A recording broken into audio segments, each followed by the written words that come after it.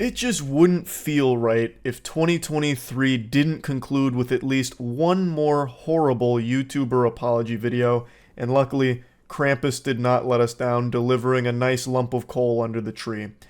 This had been a year filled to the brim, the cup runneth over, on bad YouTuber apology videos. I was a naive fool to think that we had seen the last of apology videos for 2023, and how wrong was I? In the fourth quarter here, the last week or so of 2023, we were blessed with one more from James Somerton. He was featured prominently in H-Bomber Guy's newest video on plagiarism. I'm sure all of you have seen this video by now. If you haven't, that is shocking to hear and should probably go check it out.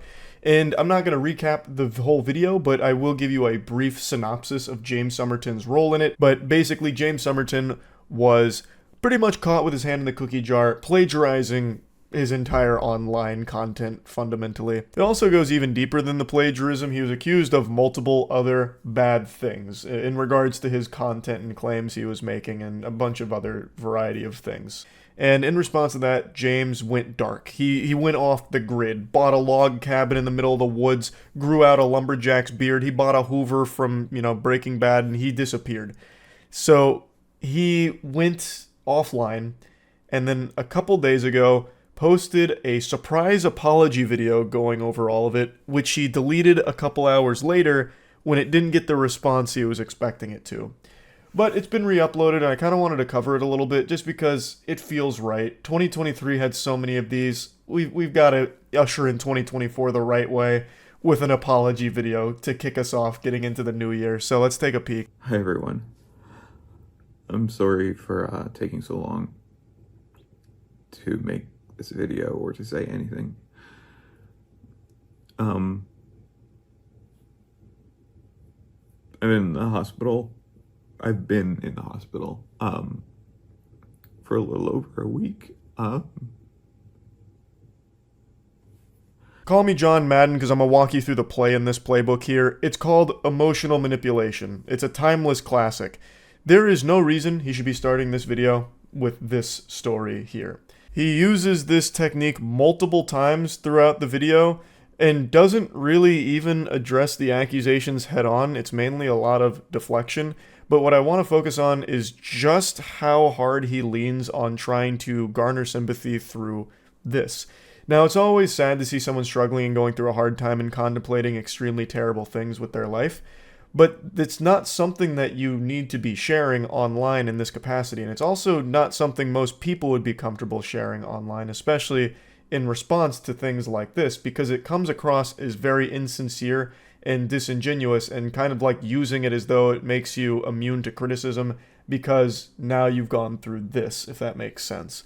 And that's pretty much what his whole audience said too. Even the ones that were trying to rally behind him, hoping for a real explanation, this left a very bad taste in their mouth because it's completely unrelated to what should be being talked about, which is his plagiarism as well as the other things he's been accused of. He doesn't need to be sharing this information with us. This is a very private matter that he should have kept private. I tried to do something really stupid. I'm really only here now because before I did it, I called my dad to talk to him one more time, and he figured out something was wrong and called paramedics or 911 or... Once again, there is no reason to be telling this extremely personal story to your audience when this is supposed to be a video addressing all of the accusations against your content.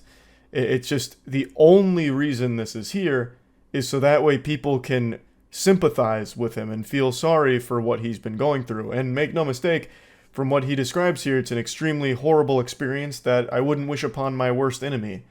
But it has no place in this video. It just comes across as super fucking tone deaf here.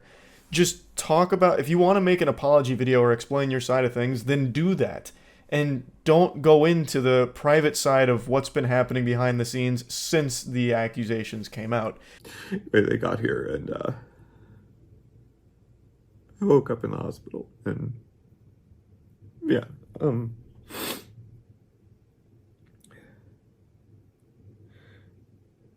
Anyway, I'm not trying to make this a sob story. I'm just trying to explain why I've been so quiet. You spent the entire first minute and a half making it a sob story, though. That's not an accident, and you could have edited that out. It's here because you wanted it to be here, to start with immediately trying to get the waterworks going with people crying over how awful this experience is before you get into what's supposed to be your side and your apology over everything. It's just textbook emotional manipulation trying to make everyone feel bad for you, even though you were the guilty party who got caught, and this is you trying to talk about that, and you still haven't yet, even though we're already kind of deep into the video.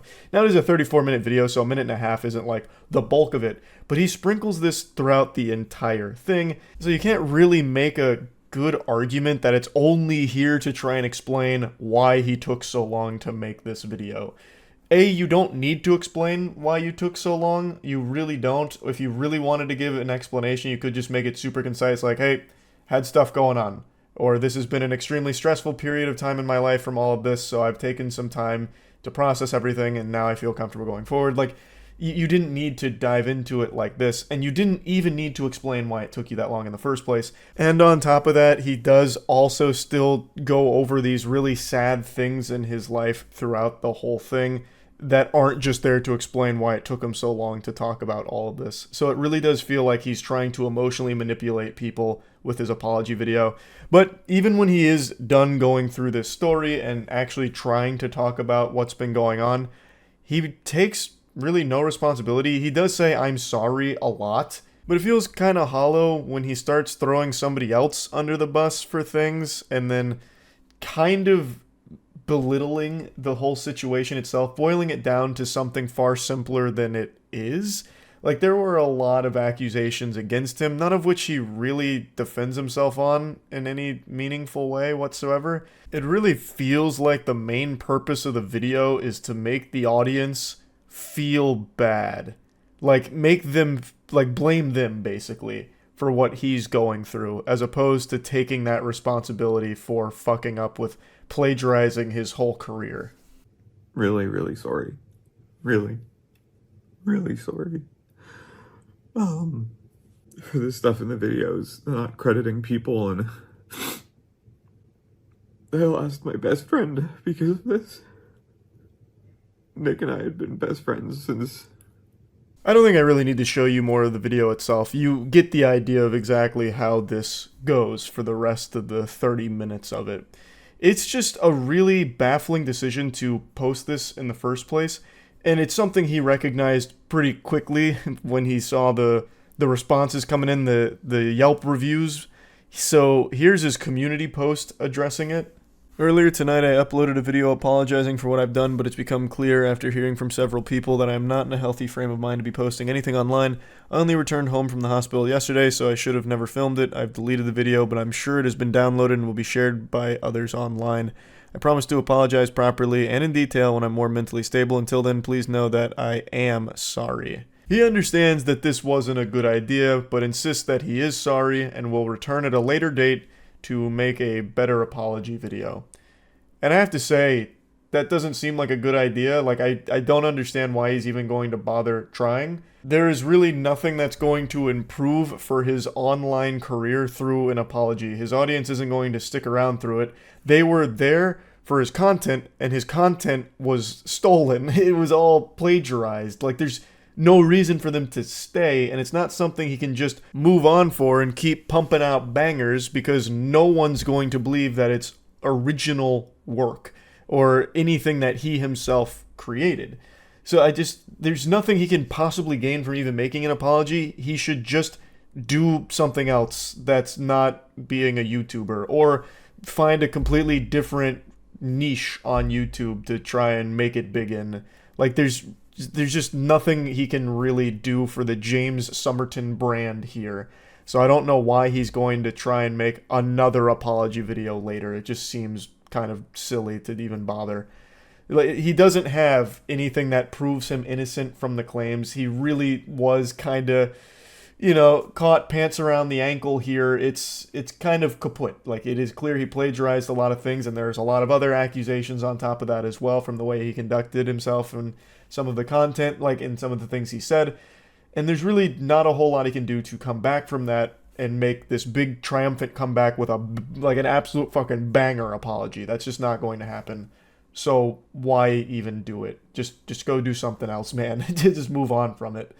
So yeah, I just wanted to cover this a little bit just because it's one more bad apology in 2023. I figured might as well complete the year the only way we know how, with bad YouTuber apologies. Yeehaw. That's about it. See ya.